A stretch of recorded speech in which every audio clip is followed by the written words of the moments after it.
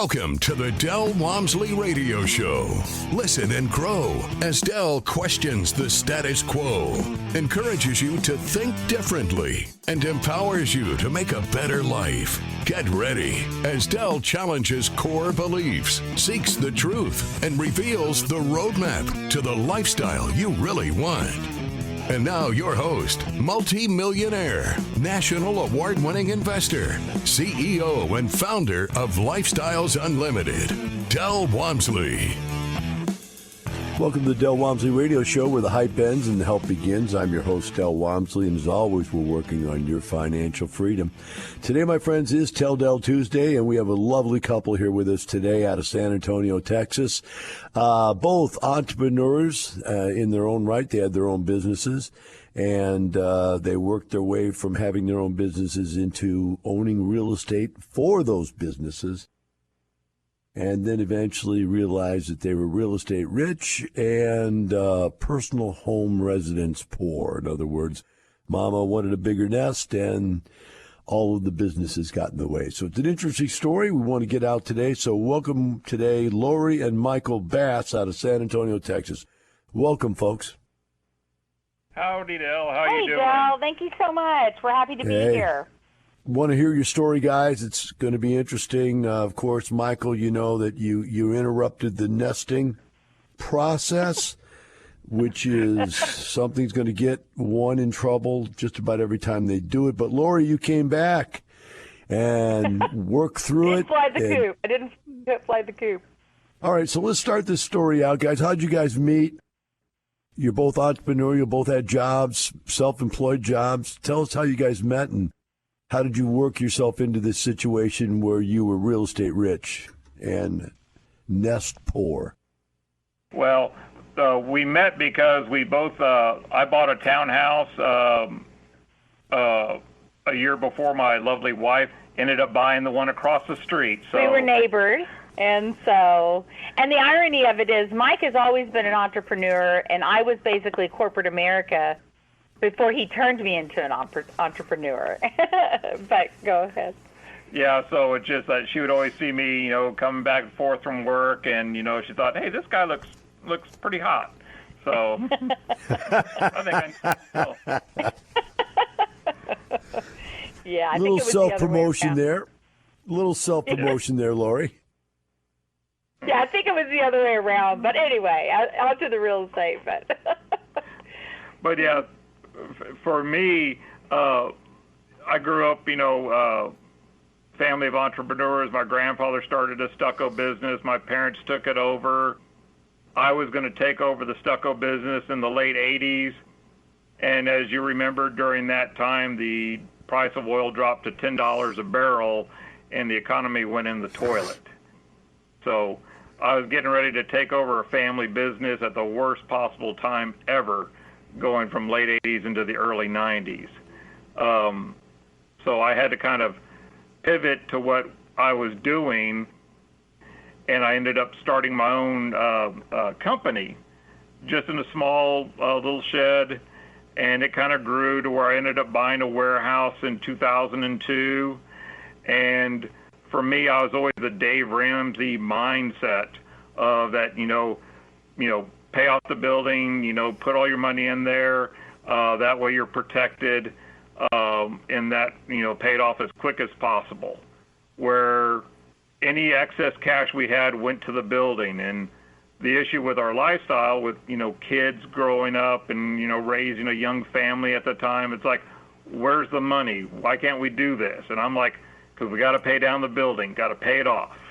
Well, the irony of it is, I'll never forget, we went to a parade of homes. You know how they have them every year, and we were about in the 10th year of our note. We paid off the first warehouse, and we bought a lot, and we were like going to build on. It was okay. We're going to do it. We're going to finally do it, and it wasn't 6 months after that. The next warehouse that we were leasing was when the person that owned it came to Mike and gave him a deal he just couldn't refuse. And yeah, that was about the time I thought I was going to have a heart attack because, I mean, all that excess cash flow was going straight into another warehouse. Into warehouse number 2. We sold that lot, and that was it, which was the best thing in hindsight we ever could have done. But at the time, it was a little crazy. Well, Michael, where did you get this mindset? Was this something handed down from your family to be like Dave Ramsey, or did you actually listen to Dave Ramsey and pick up his belief system from there? First was my parents, because with them owning businesses, you know, you have the good times and the bad times. You got to save your cash up for when the bad times happened. And when I got into the business, I was seeing we're at the bad times and how you ended up putting all your money back into it to stay afloat. And so that was my mindset, is that I wanted to always have the safety of the asset being paid for, so I didn't have to worry in the future if I was going to be able to make the mortgage payment or not on the building. And it took, you know, for me, years to kind of get out of the mindset that, you know, there's a different way of, you know, having income and, you know, leveraging the property that you can still be successful and not worry about everyday cash needs. Now, your business, you said, is foam and or stucco covering or whatever.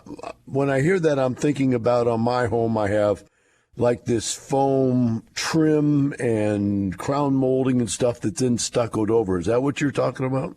That is exactly what it is. We fabricate styrofoam shapes, crown moldings, props, displays, and then put a cement coating on them, so you would never know that there was foam underneath it. Gotcha, yeah.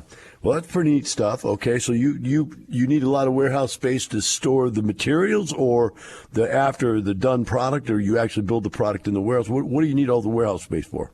We make it, we put the cement coating on it, and then we have the other warehouse for selling it, and then we also sell stucco supplies to all our customers and multifamily stucco contractors. Well, and then meanwhile, Dale, you know, my background started in corporate America. So I, you know, graduated college, I got the corporate job and went into sales and worked for about 15 years. Ironically, it was just down the street from where we bought our warehouse.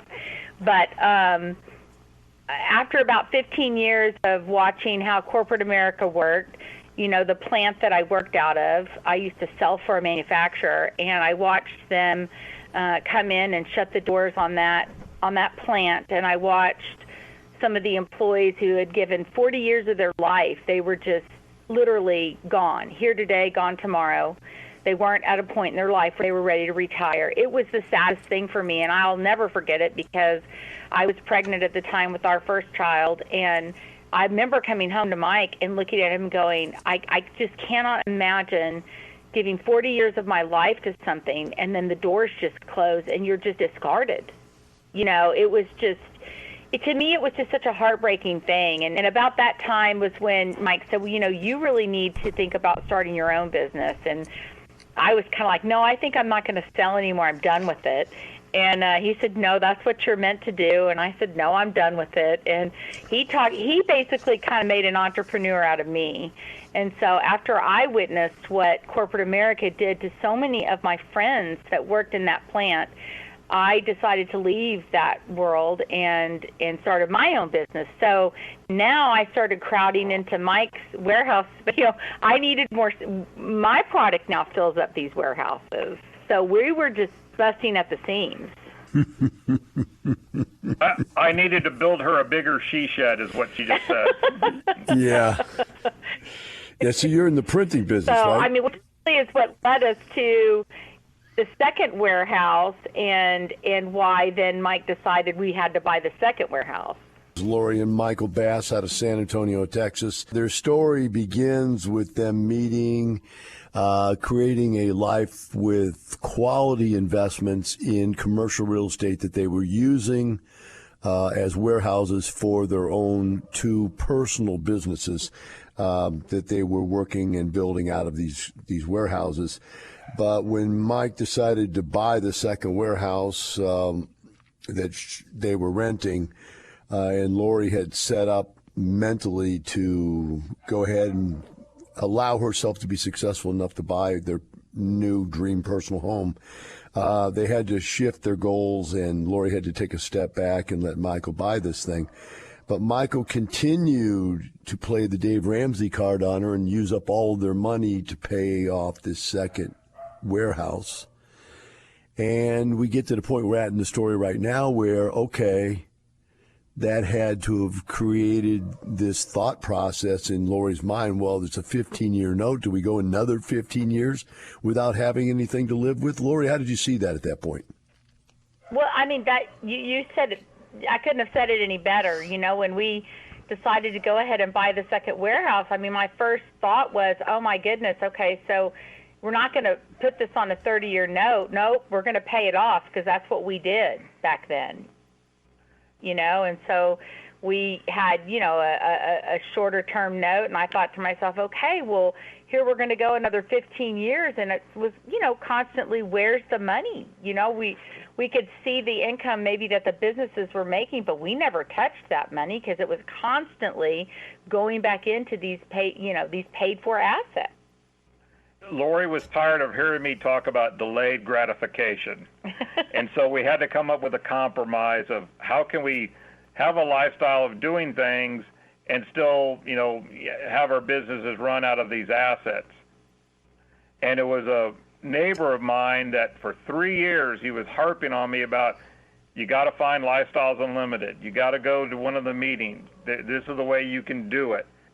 And so finally, once I had to, you know, come up to how to keep the wife happy, how to keep everything going, I said, well, let's check out Lifestyles and see what they have to say.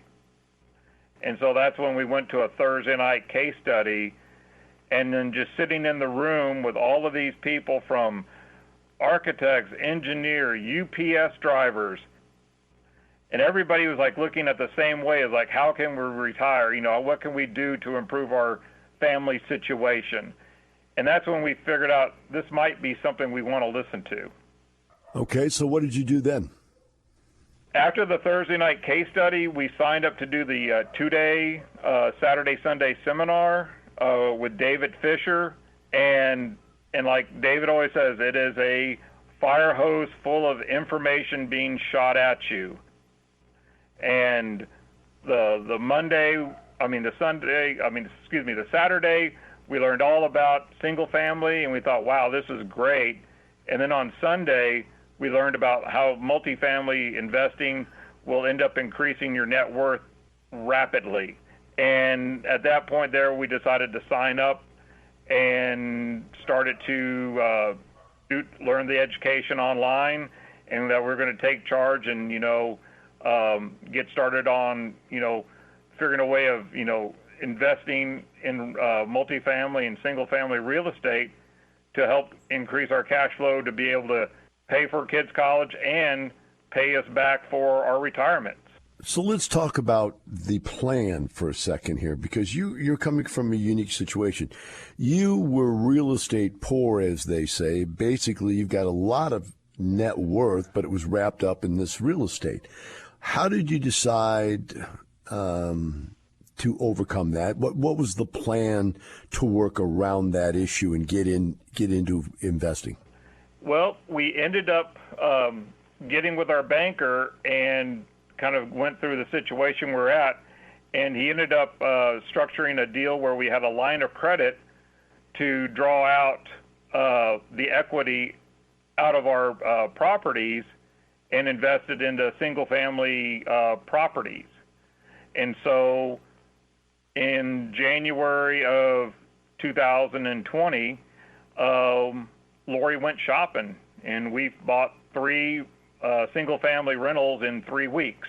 Right, really when COVID started. Right before COVID. Yeah. And then started the whole rehab process on all 3 of those, and COVID slowed it down a little bit just because of, you know, getting people to work there. But by the late spring, early summer, We ended up having good quality tenants. Lifestyles taught us how to screen the tenants, how to fix up the properties. And the amazing thing is the Lifestyles realtors, they actually were conservative with their numbers. What they said the rental rates were, well, we fixed up these prices and ended up getting $200 more a month out of them. And they were the price of the value on them, they undershot those, and they were worth more after a year that we owned them. So right now we were like thinking, wow, this is great. Looking back, I wish we would have invested more before COVID, but it's always one of those hindsight stories. Everything's always hindsight. Well, at least there's still sight. Remember. Yeah. Exactly. Whenever anybody talks to me about hindsight's 20/20, and I wish I would have, could have, I always like to tell the story about, I was so sad that I had no shoes until I met a man with no feet, and then it all comes so clear.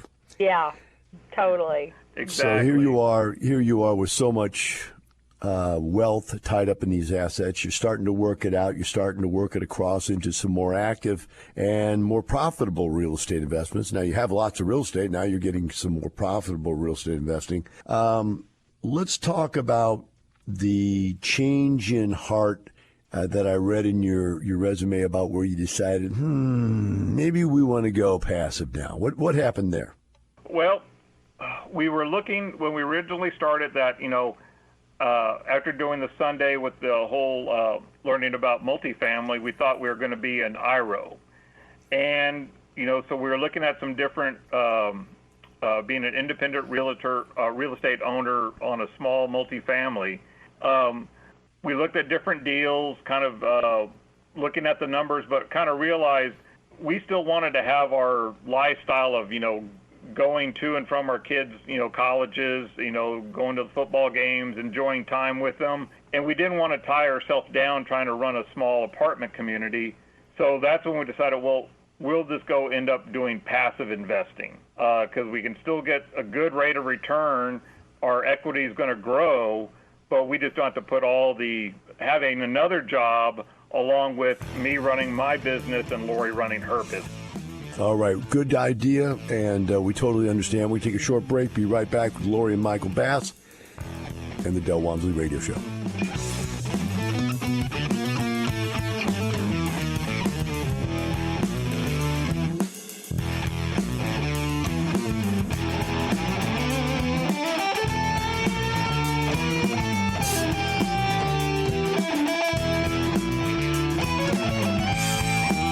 Teaching you with a roadmap to creating the lifestyle you really want. Keep listening. The Del Walmsley Radio Show returns in moments.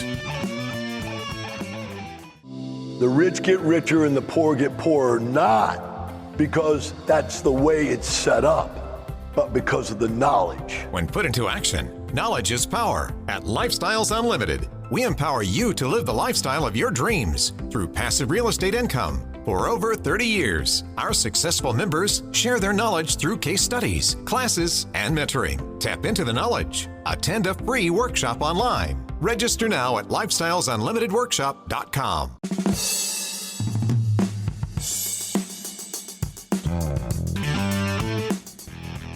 Today is Tell Del Tuesday, and with us today is Lorie and Michael Bass out of San Antonio. And they're telling a story that is very interesting because they started as entrepreneurs. They wanted their life. They wanted to own their life away from corporate America. Then they came to a situation where they found themselves, as many small entrepreneurs do, cash strapped because they were paying off these large warehouses that they were buying to hold their businesses in and operate their businesses out of. As we work through that story, we come out the other side. The friend told them about lifestyles. They found out about refinancing some cash out of those warehouses, started buying some investment properties, got some really good results. And we're getting ready to smack down on an apartment deal and really take off when they had a new realization. And that was, hey, we don't want to go back to work any more than what we're already doing. We've got the perfect lifestyle, the entrepreneurial lifestyle we like. let's do it in the passive motif. And so we went to break, and they were just starting to talk to us about and share how they made that decision to change over to passive and what they did from there. So, guys, why don't you pick it back up from there? Yes, Dale.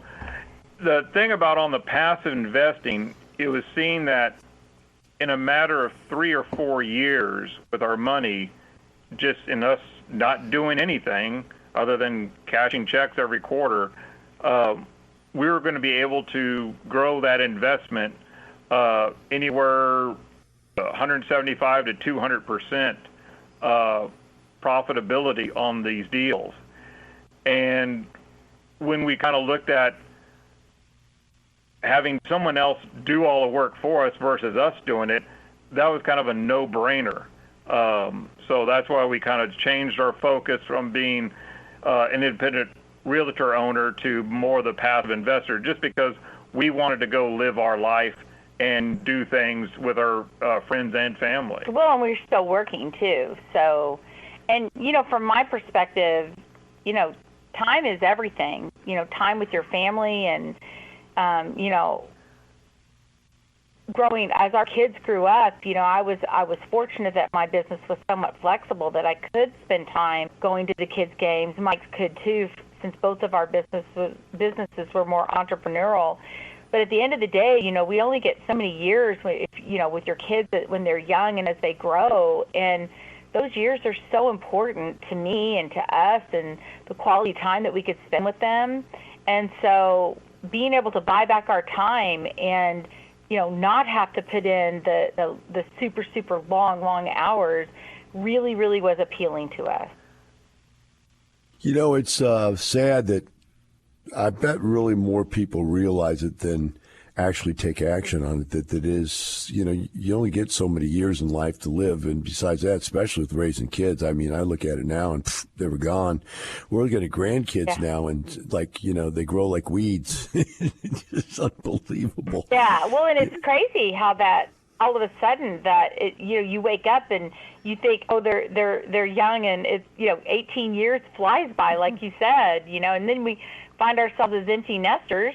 And, it's a lot of changes in your life. Well, now what are we going to do? We're so excited now as empty nesters with the time we're buying back and the passive income that we're creating.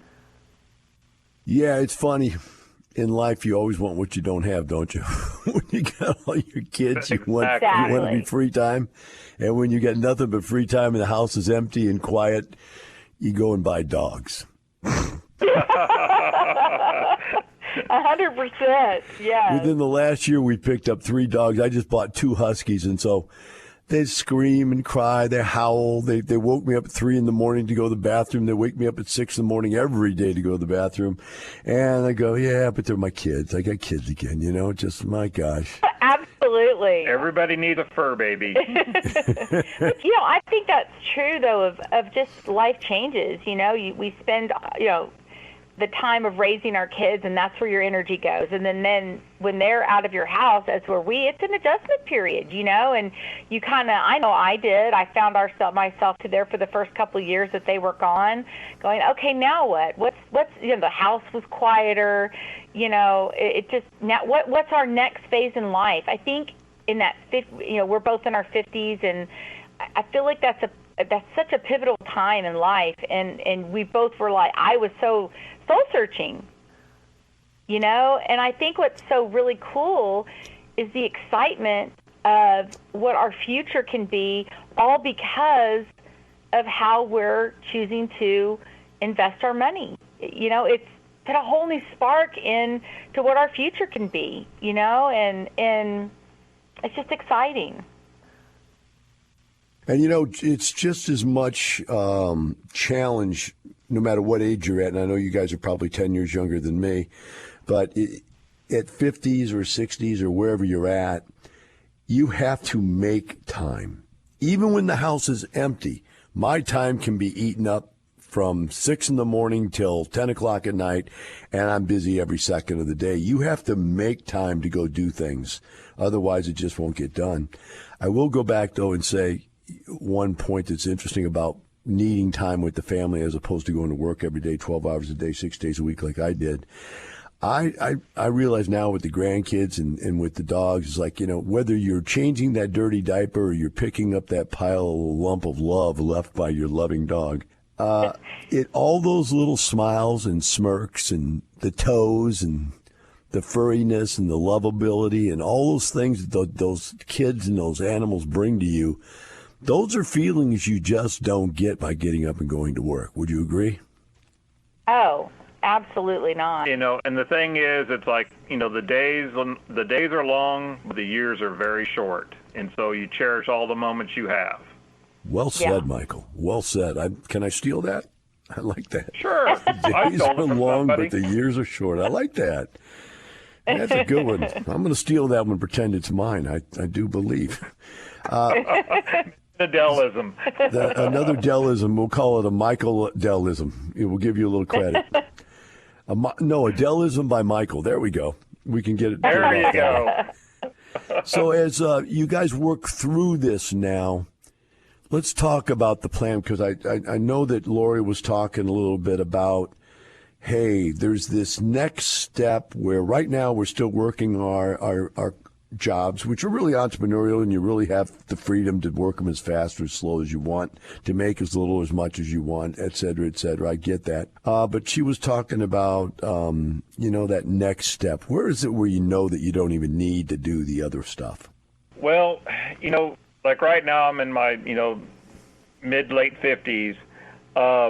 I enjoy what I do with my business. I have great employees here. They take care of me. I try to take care of them. So for me, I'm not looking at retiring anytime soon, but I'm looking at having more free time to be able to go, travel, just do other things in my life. And my employees here, they give me that flexibility, which I really appreciate. And, now for me, I am not trying to be so dependent on that I have to earn a paycheck through my business. I have other sources of income with lifestyle through passive investing that I don't have to worry about my quote W-2 income. I enjoy my business. I'm keeping my business, but it's nice to know that if anything happens, I have a backup with investment income. I was trying to piggyback on that a little bit, but I don't know how to piggyback on it without being too aggressive on it. But I'll go ahead and try to throw something at it. I own 27 different companies, and I work about 3 hours a week. And I'm thinking, is that retired? Or is that still working? Because I'm just thinking like you, okay, well, I've still got my company. I still like what I do. Well, I still like lifestyles. I still like doing radio shows. I still like, talking now and then at different events and stuff. Am I retired and they're bringing me back? Or am I still working but in a minuscule amount? I mean, do you follow what I'm saying? When you own the business that you're running and you have the ability to orchestrate a staffing policy that allows you to step away from the business, is there really a thing called retirement? Does it really exist? It becomes a mindset. For me, I've always been the early, get there early, almost like the turnkey business. And my wife is trying to, convince me that you don't have to be the one turning the keys. That's a great point. We have Lorie and Michael Bass out of San Antonio, Texas, a family that owns a couple of very large warehouses that they use to work and store and produce products for their two different businesses, his and her.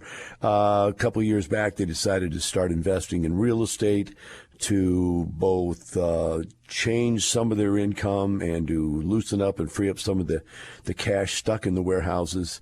And now they're at a point where they're passively investing, and it's all good from this point forward. But we were having a discussion right before we went to break where Lorie and Michael were discussing, sounds like a discussion they might have had before in the past at home about, hey, we're there, we're successful. Do you still need to get up at 6 o'clock in the morning every day and go to work all day long?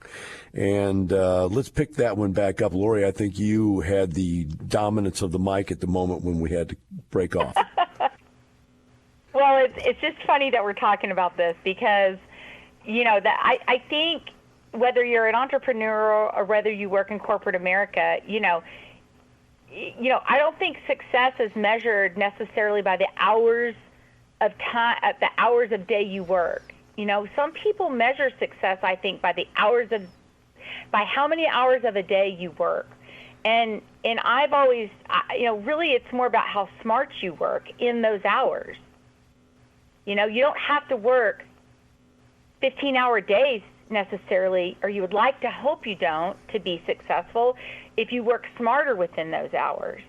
And, now that we have begun to free up, Michael especially, his time, he is, it's kind of like you're regimented, it's what you do, it's what you've done for the last, 30 years. The alarm goes off and his feet literally hit the floor like a little sergeant, and I hear pitter-patter, pitter-patter, pitter-patter, into the bathroom. And, and it's the way it is. It's just ingrained. And we are having conversations about that hey, you don't have to work those hours like you always have to find a level or measure of success, and Michael is having to really retrain his thinking. And because, what is the cliche saying in lifestyles?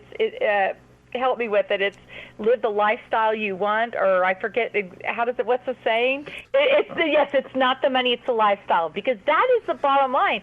And I say that to him all the time. I've said it to him at 4:55 in the morning.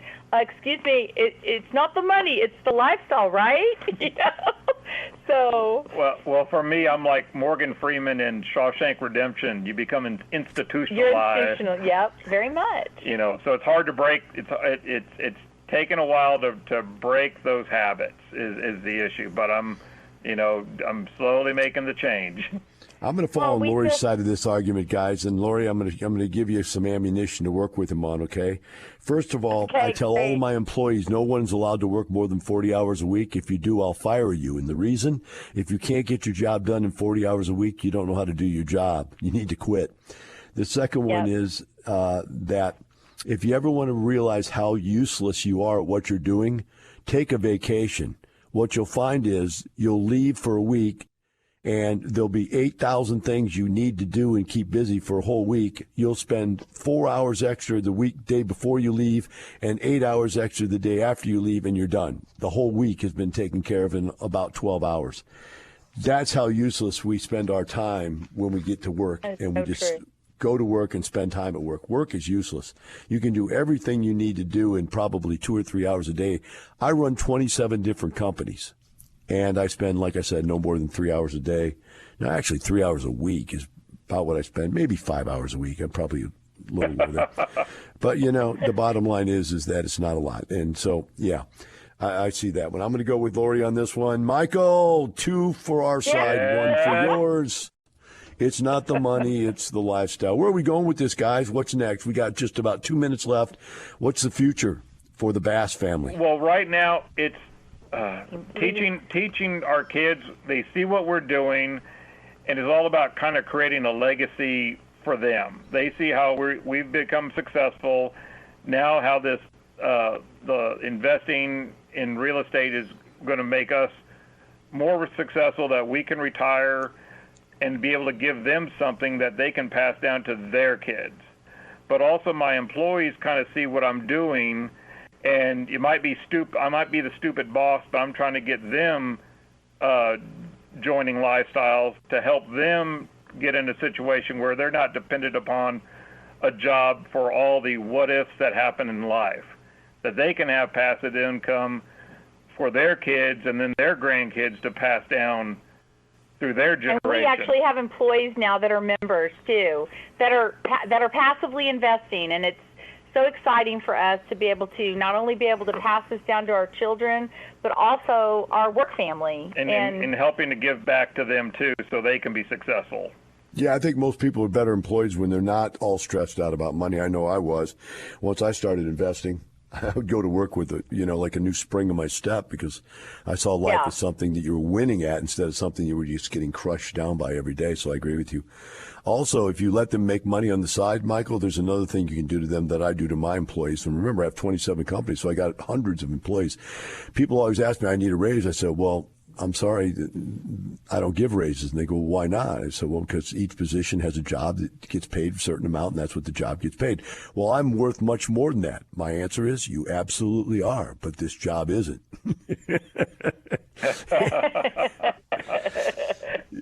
So, hey, if you don't like the job, go find another job. But, most of them say, oh, okay. And the reason they say okay is I say, well, if you don't like how much money you make, then go buy some passive real estate. Go get some investments and get rich, and then you won't be talking to me about money. You're here about a job. You got a job. I pay you what the job's worth. I don't bug you. I don't overwork you. I don't make you work extra hours. In fact, if you work more than 40, I'll fire you. And so there's no argument. There's nothing to say, okay, go make some money. Right? Well, guys, I want to thank you for coming on. I really appreciate it, and I hope that the give back, which starts with the kids, ends up moving on to other people in our group, and we keep growing. For the rest of you out there, remember this: not the money, it's the lifestyle. We'll see you tomorrow. The information and opinions you hear on the Del Walmsley Radio Show are those of the host, Del Walmsley, his guests, and his callers. The Del Walmsley Show is for entertainment purposes only. Please consult a professional regarding your personal investment needs. Nothing presented on the Del Walmsley Show constitutes an endorsement, recommendation, offer, or solicitation to buy or sell any product or security.